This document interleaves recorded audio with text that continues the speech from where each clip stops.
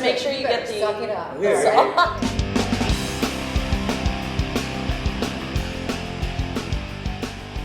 What's up, guys? My name is Sean. I'm here with another episode, and I'm joined with Maria and Steph. We are currently at Pherform Studio. It's a female-specific training studio based in Hong Kong Central, so be sure to check it out.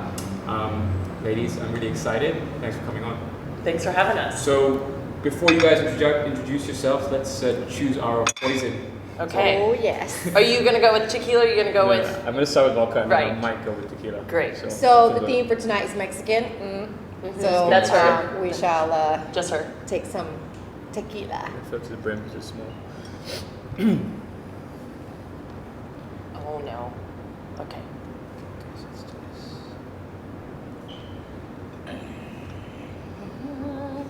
Cheers, guys. All right, Cheers. Thank Salute. you. Wow. First one down. How many do people normally do on your show? I actually have watched your shows. And I was just saying to her, most just do one. One or two. Luce and Ross did quite a few, and then we ended up going out that night. So Right, okay. Okay. So let's get to it. Having you guys on, I think we all have something in common, which is weight training. You compete in CrossFit, right? I do. You do? Yeah. And Maria, you've competed in powerlifting, some boxing. And bikini, yes. Bikini. A few years ago, yes. Yeah. What motivates you? What motivated you to get into weightlifting in the first place? Because I have my reasons, so I'm curious to know the viewers would know what your reasons are. Yeah, so when I've always been part of group training, but never actually lifted weights until 2008. And I saw this badass group outside. They were doing sandbags and a bunch of, they were doing sandbags and running with it. And I was like, I want to kind of join that. And I took my first class and I died. And I was like, I need to do more. And then I got into the space in terms of working with CrossFit gyms. And that kind of brought on the love for CrossFit specifically. But just strength and conditioning, it's just, for me, it's always been something that I look forward to on a daily basis. And the fact is, like, you see progress within the weight over time and kind of how you feel after the workouts. And yeah, I've just addicted to it. It's amazing. Yeah. And you, Maria? Yeah, well, pretty much the same, except my journey to strength training only started about, I don't know, just 6 years ago. So I'm quite young to it, so in my late 30s. So I was always the cardio bunny, doing cycling and trail running, busted up my knees real good. And then my husband said, if you really want to start getting toned and try to start seeing a difference in your bodies, like you gotta get to weight training. And then I did, and I fell in love with it. Just again, like Stephanie said, I started seeing changes sort of just in the way I was training and how I was looking, how strong I started feeling. And then that was it. I was hooked. Yeah. Just moving on, going from there with strength training, like you have this sort of worry, I guess women do. I started at a gym where it was very male dominant in the weight area. So that had always taken me away from trying to wanting to learn. But once I got on the floor and could see that I actually knew what I was doing, I was no longer worried about what was happening around me because I could see the changes within me. And then just moving forward, that's just what I do now. It's just part of my daily routine. Interesting. So were you intimidated by that male presence in the gym? Absolutely. I think that's I very, think most very people- common. yeah, most Very females common. are. Yeah. And what's that reasoning? What's the reasoning behind that? Because I am also, when I started weight training, I was also pretty intimidated because I'm a skinny guy and I was like, oh shit, these guys are huge. So Yeah. obviously, is that kind of the similar reason, or is it? Yeah, pretty much. The grunting and the, I hate to say the stares and, and then I guess your own confidence in what you're doing. Once I got more confident, I didn't care what was going on around me. But as a beginner, it's very, very intimidating. I think anywhere in the world, really, when you're just one woman against 6-7 guys that are weight training on their own with the big weights, it's intimidating, but not anymore. I think the lack of confidence is the massive part. It's like the fact is you just pointed out, you're like, well, you perceived yourself as being the skinny person. Is like, how could you do it?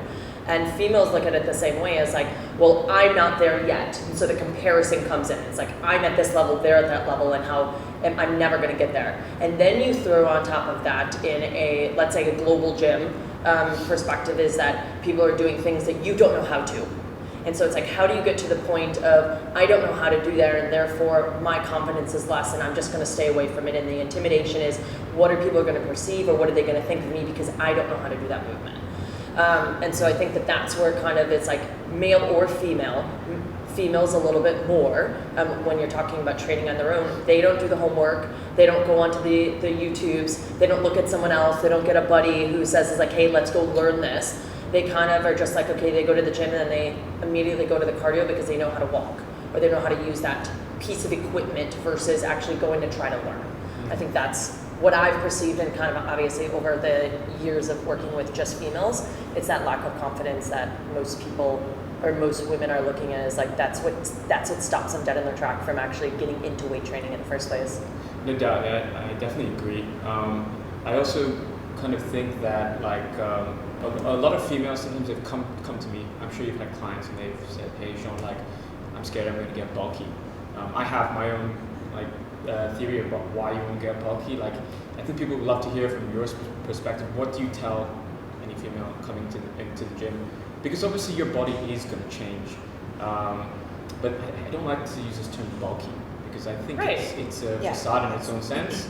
You're just going to build muscle tissue, you're stressing the stimulus, and yeah, you might grow a little bit, but I mean, if I try to calm their nerves by saying like, if you're going to get bulky, look, you need to be in a very heavy calorie surplus, and even if you are in a surplus, a lot of people, you'll probably only see the difference. A lot of people from the outside will be like, okay, yeah, you've changed, but like it's more you looking in the mirror, and you see these small definitions, and like, oh, I'm getting bigger here and here. But realistically, a lot of guys, and I don't know about girls, but they don't.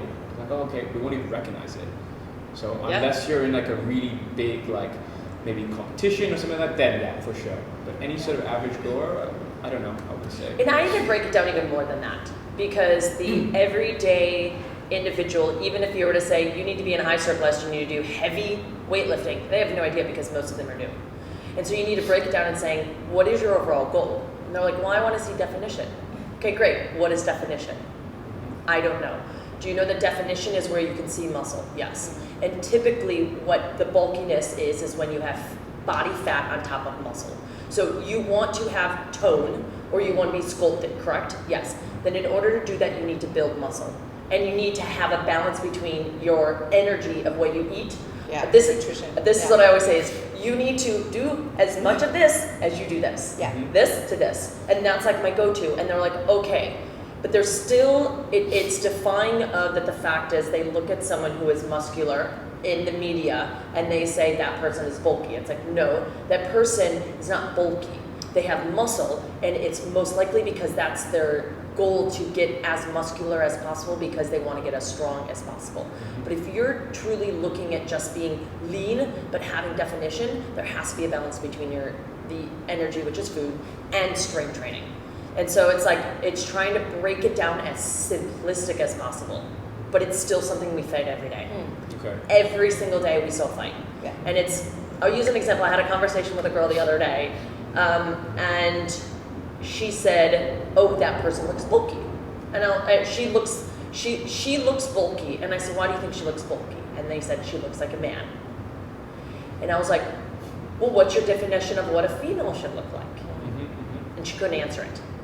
And it's like, okay, so you have this defined image within your head of what a male should look like, which is muscular, tone, and a female is meant to be what? You don't know. And so it's this image that people have of like, well, bulky equals you look like a man, right, versus lean, and you catch words, lean, tone, sculpted is what a female should look like. It's like, well, why can't you be both? True. I completely agree, yeah. I think a lot of people would listen to that and take into that, because still, but they're obviously, as you said, they're not educated, they don't read, and like, and it's our job, I guess, it is, fitness trainers or coaches, to help them. I get the same thing. It's kind of that concept where, like, girls will come, females will be like, I want to train my glutes, but I don't want to get big quads and hamstrings. Well, right. Well, what are you gonna do? You're gonna do like banded hip thrust? Like, no, you need stimulus, you need eccentric loading, heavy load, and your glutes are gonna grow for sure, or shape even. Yeah. But you need to have, like, your hamstrings and quads are gonna be, your calves are gonna be involved. Yeah. I mean, you can't just like like have all the cake. Right. Well, it's when they spot check. They're like, oh, I want to lose this, or I want to lose this. It's like it doesn't work that way. No. But it doesn't also help when there's magazines that say it's like Yeah. 6-pack abs in 6 days. It's like it doesn't really, because everyone would have 6-pack abs if that was the case. Yeah, you look at, I'm sure you follow MMA, right, Maria? Yeah. And you see the fighters who weigh on stage and they look amazing. They're obviously water cutting. They're water cutting, absolutely, Yeah. and some of them don't make it to the stage because how hard it is to Hard get it to that is. weight, within so many days. So, And then when they come fight night, they look totally, like quite a lot different, you know? Mhm. They look Their healthier. muscles are fuller, they're Yeah. healthier, they're ready to go. And people's like, I want to look like that. I was the same thing. I was like, I want to look like Conor McGregor, like that lean. Mhm. It's like, you're not going to But stay. he only looks like that for like 4 hours. 4 hours, That's it, yeah. But you also have to put it in perspective as like that's people's jobs. Yes, They're correct. professional Yeah. athletes. Yeah. Like they get paid, whether they get paid or not, they do that all day long. Yeah. People who come to the gym are not, you want to have a life. So you have to balance your training, your lifestyle, your nutrition, your sleep, your recovery. You have to balance all of that. It's like, well, which one weighs out more? You want a 6-pack? Okay, fine. That means that you need to cut down on the drinking with your friends. You need to eat to the amount of energy in which you're exerting. Okay, you need to get sleep recovery. You need to train with the stimulus in the class and the intensity. Are you willing to do all of that, which means your friends want to go out to eat, you can't because you have to actually watch it. It's like you can find a balance. You just may not look exactly the way in which your ideal body weight is. But even when having that conversation is like, have you ever been to that body weight? And they're like, no. Then how do you know that's going to make you happy? Mm. And when you get there, is that really going to make you happy? Yeah. And none of them have ever been. It's that's the weight that I was before. It's like, but where you were 10 years ago is way different than where you are now. I think I learned It's that just that a lesson. lot of reality checks need Yeah. to be put in. Yeah, absolutely. And I think unless you're there, it's really hard to know. Because, like with bikini fitness, you push your body to the ultimate, right? I mean, Yeah. you push it. And I learned there that I never want to be that small again. Because that was hard. That was 4 months of that was really, really hard. It was a goal I had set myself to do. I had done a local Hong Kong competition, and then I said if I ever did it again, I wanted to beat myself from the first competition. And then I did Olympia Asia in 2016, and that was just my best physique ever. But wow, it's almost still traumatic because it was just the recovery from that. I didn't properly know how to recover from it because I was so unbelievably lean and hot, and I could see every single muscle and curve in my body. I loved it. And then the show was over, and I was so fucking hungry. And I was like, bleh, and I ate everything, and I gained like 15 kilos in like 2 weeks. And then I had really horrible body dysmorphia after that because I kept comparing myself to what I looked like on stage. And that was a big learning curve for me because it was just like, wait a minute, you can't do that. And now I get a lot of comments like, oh, Maria, you should try to compete again. And I'm like, oh, hell no, I'm not doing that. But I think a lot of women don't realize, they're like, oh, I want to get down to 57, like somebody like me. I want to get down to 57. I got down to 57, but man, I was literally just like the fighters, only 57 kilos for like 4 hours on stage. And the minute I got off stage, I had to hydrate, and I was eating gummy bears and Pop-Tarts and Gatorades because you're just completely so dehydrated, right? But my normal weight walking around is 63, 64. So, It's just not it's sustainable. just not sustainable. And I think that's what a lot of women, they need to, maybe go through that and then come back to reality and be like, whoa. Because also, 4 months of nothing, no social life. I was eating chicken, broccoli, and rice for 4 months. I was working full time and trying to train and have the kids, 3 boys. It just caused havoc in my household as well because I was hangry all the time. My kids would come home with candy, and I'd be like, fuckers. So it's hard. It's not easy, right? It's pretty incredible. Yeah. But there is this image that people, men as well, men and women Yeah. are no different, is that there's this perceived image in which they want. And men are a little bit more disciplined in order to do it. Females, as long as they train properly and they watch their nutrition, it's possible over time. Right. Yeah. but you have to have the balance. But I think a lot of even men and women don't understand. It's the nutrition part. You can train for 4 hours in the gym, but if you keep eating the same, or you eat the crap food and you work out 4 hours, you're going to keep looking the same, if not even worse, because then you bulk. For sure. Because you're growing muscle and you're gaining fat. So then that's how you get bigger. Yeah, you're just training for kind of you're just going for like to get stronger in the gym. You're not really going to progress in any sort of way if the nutrition's on point. And also, I started to kind of implement a lot of things with sleep. Sleep is a huge thing. People neglect it. I was training a guy who was training 5 times a week, but he was in finance and he didn't have any sleep. It's like, dude, don't train with me. Cut down from two sessions a week or 3 sessions a week. Like, no more. Yeah. Like, I don't really need, even though I needed the money at the time, I was like, this guy is in the catabolic state.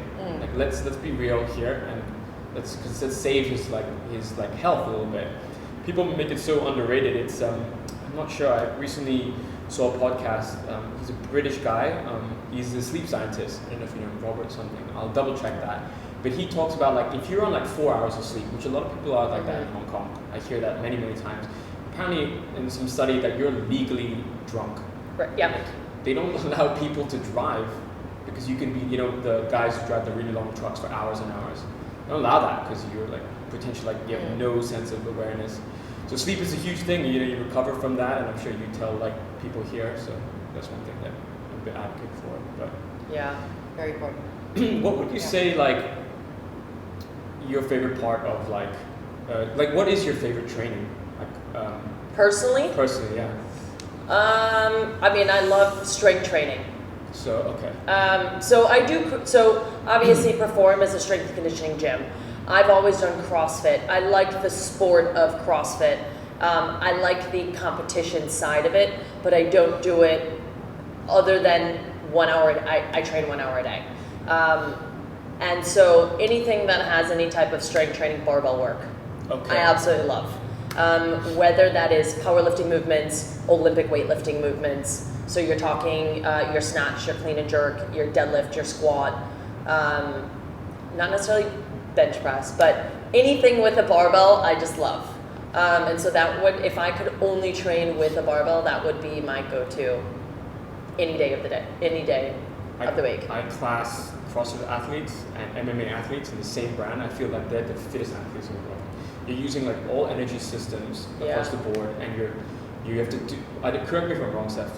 Do you have to lift X amount of weight as fast as you can, really heavy, with the shortest amount of time, as many times? Constantly varied, functional fitness. Is that that's essentially across multiple domains, and so you're talking as fast as you can, as many reps as you can, as heavy as you can, but then incorporate into their cardiovascular some conditioning. You got gymnastics in there, and then you also need to be high skilled in order to do complex movements like a snatch and a clean and jerk. So Olympic lifts are involved. Right. It's crazy. It's everything, and you so that's why it's. Hence why I'm not coordinated. I have too many injuries. So. And for me, it's like injury is it's not worth it pushing past that threshold. And so there are certain movements where if it's done at high levels, I'm just like, it's not for me, because I'm in it for the longevity. I want to make sure that I'm non-injured and I can train, on a daily basis or 5 to 6 times a week, and it not be a point where I have to not do something that I enjoy because I pushed it too much. And so CrossFit's fun, but I think from a programming standpoint, strength and conditioning is the way to go. Yeah. And anything with the barbell. Love it. Perfect. Chalk, tape, everything. Steel in your hands. Same. Absolutely. I'm not in any shape or form can do any clean, snap, jerk. No, not without like literally smashing myself in the face with a bar. Useless at it. Useless. Yeah. But strength training, but specifically strength training in a group environment. Oh, you like that group environment? 100%. Me too. Yeah. I will not work out on my own. Oh, really? Okay, Yeah. interesting. Yeah. I like working on my own, but not until recently I found that having a training partner is a big difference. Like, they will big push advantage. out those extra reps that I never thought, like Yeah. because I train at Maximus and Jeff Yeah. is the manager there, and every time they want to train, and I get way more of the workout in those like 60 to 90 minutes than me on my own. Because sometimes on days I just don't want to push. Yeah. I'm like, rep number is 6. You're like, Yeah. check my phone, drink some water. Hey guys, how you It's doing? the same. Yeah. And it's just the community aspect of it, right? You've got your friends, your gym friends become good friends, and you look forward to the next day, right? Then you start texting each other and being like, okay, let's do this class Tuesday, Thursday, Friday. Then you just start sort of pumping each other up the minute you walk into the door. Group training is just my thing. I love it. And I learned that here at Pherform many years ago. Okay. So that was it. Yeah, this is where it all started for me. So yeah. For people who don't know Pherform, Yeah. what's your you obviously are now the have you been the managing director for a while? You just recently. No, so I joined at the end of 2017 as managing director, and then July 1st I took over as owner. Okay, congratulations. Thank you. Shots. Shots. Yeah, okay, right, shots. All right, okay. Shots. All right, shots to. I'll try that one. Okay, You're great. gonna try this? Yeah, All right, it's- can you put some on the rim for It's, me? it's Okay. coconut, right? Yes. It's a yeah, sure. It's coconut. So we're gonna take a shot to this female badass boss lady here. All right. Oh wait, no, this was what I had before. Okay. Okay. It's really not that bad. Just make sure you get the Suck it up. Yeah, Suck- right. okay. Suck it up, Suck shots it of up, Sean. Sean. All right. Cheers.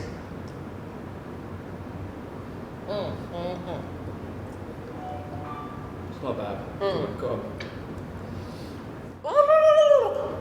The salt, dude. Holy shit. If you take a lot of it in, it's like, oof. Come on. All right. Yeah, back to Pherform. Yeah. What's your like goal, or like what are you trying to project to the public, clients who are coming here? 'Cause Yeah. I've read your website. before Right. coming here. Maybe they wanted a better understanding. So I think it's good to just talk a little bit about prior to coming to Pherform, because I was in the Middle East before this, and I had opened 9 different facilities, of which 4 of them were female specific. The reason I moved to Kuwait was to open the first CrossFit female gym there. And so that's where it really inspired me, and the fact is women need a community and they need a space where they feel like people understand what it is that they want. And they need to be supported, and they need to do it under guidance of a coach.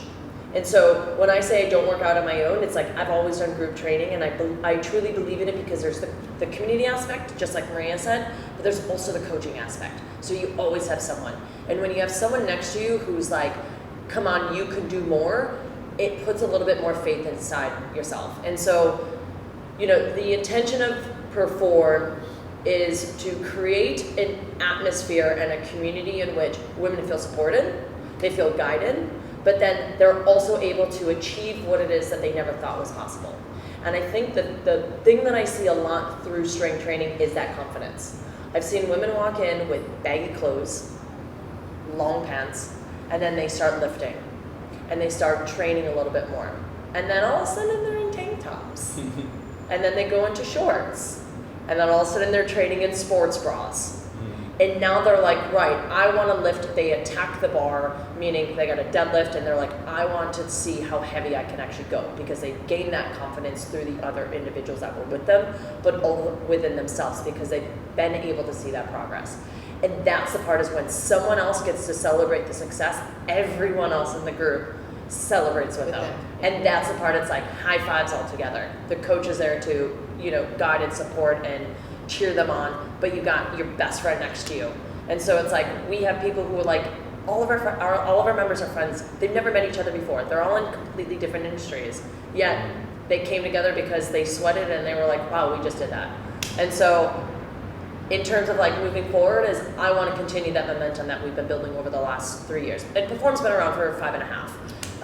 And so, you know, it's just continuing that momentum and being able to have Pherform as a household where females know that they have a place that they can go and be supported, but also get strong and healthy and live better lives than they ever did before. Incredible. Yeah. I think there needs to be more of that here. I agree. And I'm sure it's going to grow, I think, with your exposure and the quality that you produce. People will look into it, and you should build from there.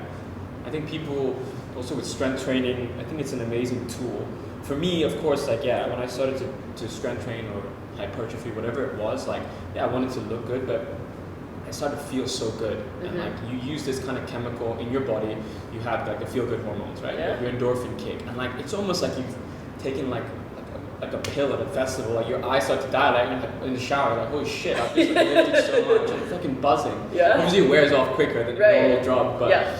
it's just like, oh, like if I'm ever kind of like sad, upset, anxious, I'll go to the gym and I feel like a lot better. Yeah. And so Pherform is a perfect platform for ladies, anyone to come in and just kind of get a kickstart that chemical reaction, and you're like, okay, great, and you just kickstart your day.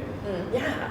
We have this class called Igniter. It's on Thursdays. That's when we do our conditioning. So we have a bunch of different classes. We have, so on Mondays we have metabolic conditioning. Tuesdays we have hypertrophy. Wednesday we have lifter classes. Thursday we're back to metabolic. And then Thursdays we have strength and power. And Thursdays we call our Igniter. And that's like our big one, which it's, it could be interval based, but it's a Metcon.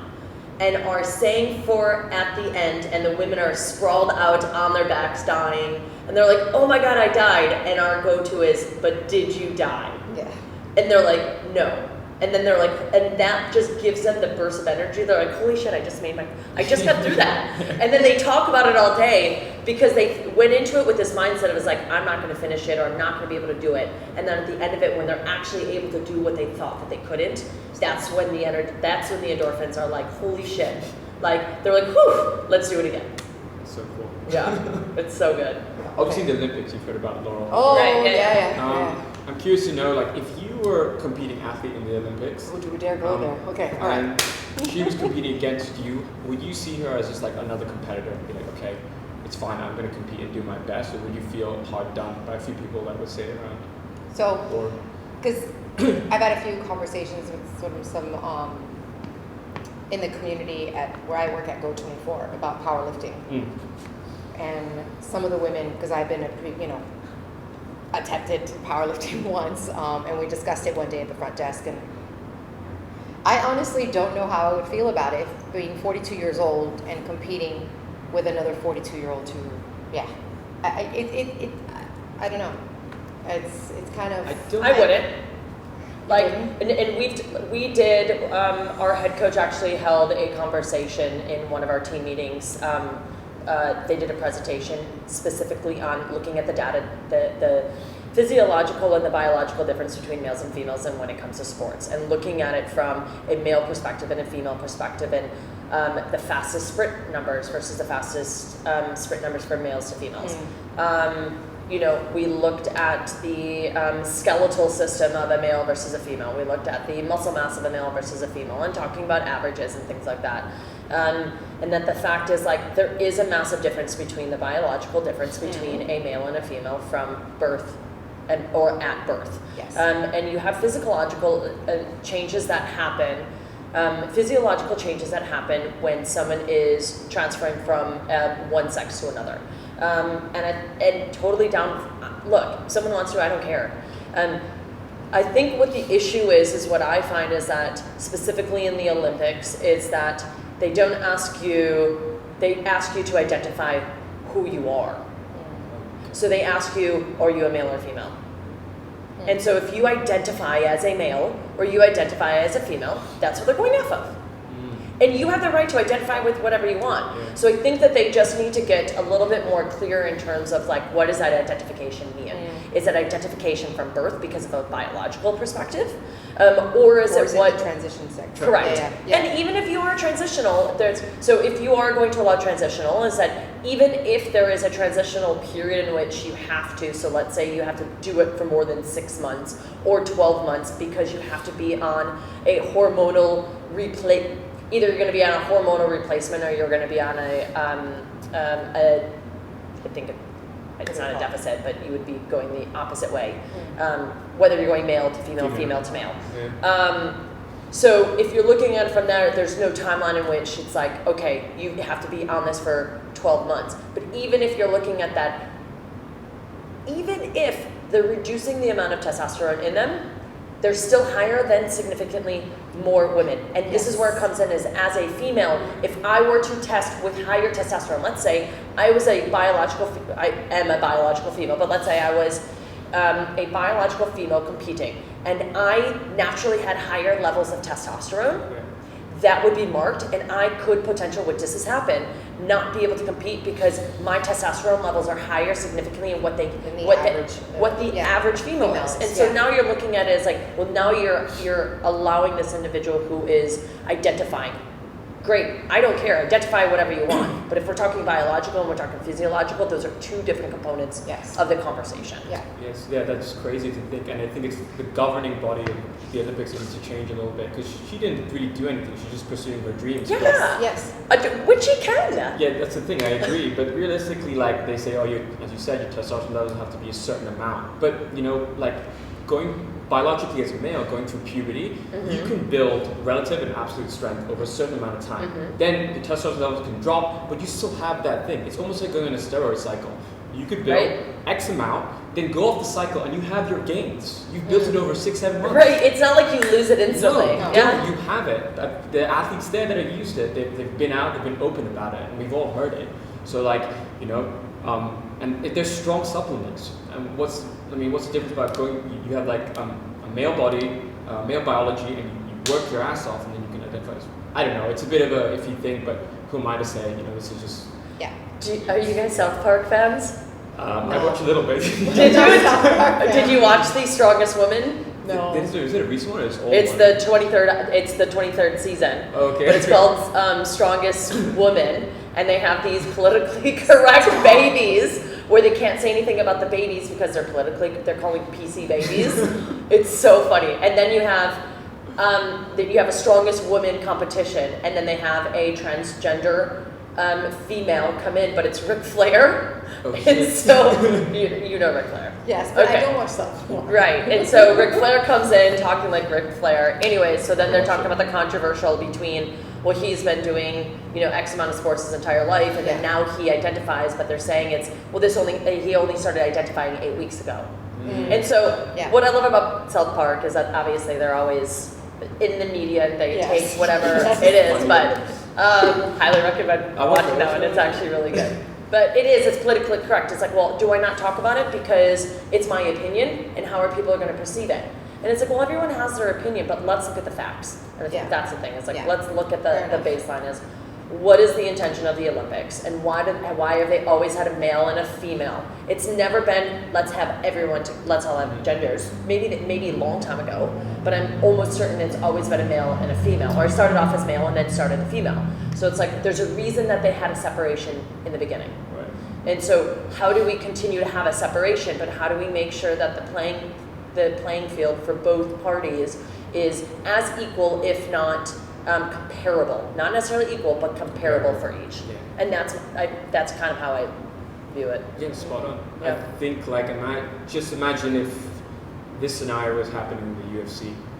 I don't think they were as dangerous in a sense. What is the rule for the UFC? It's just females and males, and you fight in your weight classes, and then you compete. But males versus females based off of what? Biological? Yeah, but I saw that. But no one previously, right? That's funny. Now no one previously, but now moving forward, that's funny. But speaking of smoking weed, what about Mrs. Harris for the Olympics, right? What? Oh, yes. Oh, yeah. That's huge, right? Massive. But now it's just been changed, and now she can do the trial again. So she's been pushed down to 30 days instead of 60. So her probation now ends right before the next trial race. Right. So she'll be all right. So she misses the trials, but she's still... No, now she doesn't anymore. Before she did, her cutoff date was like a few days after the trials, and now they pushed it forward. So now she's just on probation, and like literally until the day before the trial. Show me data that says smoking marijuana improves your ability to So first of all, I think it's really damn impressive. Whole other podcast. I think it's impressive that she's one of the fastest runners in the world and smokes I agree. weed. She Holy shit. So funny. Slow every purpose. Right. She's just amazing. Her whole persona. But UFC though is the rule in which I know you're saying male versus females, but what is there? How do they identify who a male and a female is? Is it based off of biological? Is it based off of birth certificate? It is. It's a biological. Obviously. Yeah, but at the moment, it's just as in it's just a male. It's basically Dana White says, yay or nay. Yeah. Yeah. But I think right now it's I think it's just separated into two different classes. But if there was a transgender Although there's a who few wanted guys to, that say they will fight Nunez. yeah, so if there was a transgender, so I'm saying if there's a transgender who wanted to either do male or female, Would they allow it? I don't know. I don't know. Is there a rule on I it, don't or know. Dana White's like, fuck off, no? I don't know. I wouldn't know. I don't. Right now, as of now, I don't know if it's actually happened yet. Maybe UFC that- is its own company. I think its own rules. I wouldn't know. I need to do. Dana Yeah. White says, yeah, that's funny. Interesting. That would be interesting though, because it is a major sport. Yeah, but. But if you have Dana White privilege. Yeah. No, I don't think at the moment. I mean, I know that there was a lot of like, was it scandal My over head keeps going down, Cyborg, and the fact that how Yeah. big she was, and sorry, readjusting our hats. Yeah. So, just to wrap it up, I usually end the podcast by. Usually it's a shot, isn't it? A shot, one I more. think go for it. Jesus. All right. Shit. I'm This is, going back to I promise, the last one. Yeah. It's like So your choice of training is what? my choice of training. Yeah. So like I obviously like hypertrophy and weight training. Yeah. I'm gonna remit a little bit, yeah. Obviously, I kind of related to the sport that I'm doing, so it's football. Right. So. But you although- train to improve your just- for the sport of football? Yeah. Soccer? Yeah, soccer. Shot for that. Yeah, right. Oh, we're gonna get hammered for that stuff. What? Soccer. It is soccer. Well, You okay. Or a cup. Yeah, train for the sport. So I just like to get strong, and it kind of overlays Right. into the sport. Like I had an injury on my knee, and I got super strong on my knee, and I was like, I'm never gonna get that strong. But I eventually became really fast, and I was like, I didn't even train for football. I just heavy lifting, long rest, low reps, and then when I came back after my injury, I was so scared, and then I was like way faster. My CNS was like firing. So I didn't even have to like plan it. It's just strength training overlaid into sport, and it's so beneficial in sport. I mean, if you're a little bit more specific and you plan it and you program it, then you can be really good at it. But you should train an indoor to do the outdoor. So it's like if you're strength training, it's not just about what you can do inside. It's like, can you go on the weekend and do a hike? Can you go on a 5K run with your friends? Like, can you play with your children? Can you bend down? Can you sit on the toilet? Yeah. Like those are the things that we're training for. It's like, it's cool that yes, you're getting stronger and you can do certain skills. But at the end of the day, it's like you also just want to move with ease and be able to do things on the weekends with your friends. And Yeah, completely agree. yeah, Yeah. I lose track of that sometimes. So yeah. Go back I to love any type of competition. We had our junk. Remember your junk? Yeah, I think I remember it. Yeah. Yeah. I remember But I was on the jump. I remember I was on the No, jump. but I was doing I like was skin physically the there cats. because There was a there's poll, and I was like, oh, I wonder if I can do skin the cats on this. Like, it was just, there's always just and then we were playing both. There's always a competition or Okay, so first of all, there's something. always a competition when Stephanie's there. Always. So good. Always. Which is so great. good. Which is great. Because Yeah. she pushes everybody to their limit. It's good though. So And you're then- gonna one us up on the shots, right? Because the competition's alright. No, I'm joking. Let's do this last shot. We took shots before you came. Really? Because you were so late. Really? Ooh, we did offer them too. Oh shit. All right. They politely said no. Okay, cheers. All right, All right. cheers. So last Cheers. one then. Last Cheers. one. You think so?